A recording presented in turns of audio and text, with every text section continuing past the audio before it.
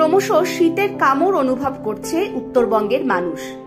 বুধবার গ্রামীণ এলাকার পাশাপাশি শহরাঞ্চলেও নেমেছে তাপমাত্রার পারদ। তার সঙ্গে রয়েছে হিমেল পরশ। প্রথম ইনিংসের শীতের কামড় অনুভূত হতেই পথের ধারে উঠে এসেছে মরশুমের চেনা ছবি। শুকনো ডালপালা জ্বালিয়ে উত্তাপের আসর নজরে পড়ছে জলপাইগুড়ি শহরেও। মধ্যরাত থেকেই বাড়তে থাকে ঠান্ডার দাপট। দুপুরের রোদ কিছুটা স্বস্তি দিলেও গধূলি বেলায় আবার হিমেল হাওয়ার কাঁধে চেপে শহর গ্রামে নেমে আসে শীতের আমেজ। শীত পড়তেই সকাল সন্ধে ভিড় বেড়েছে চায়ের দোকানে, বিক্রি বেড়েছে প্রায় দ্বিগুণ।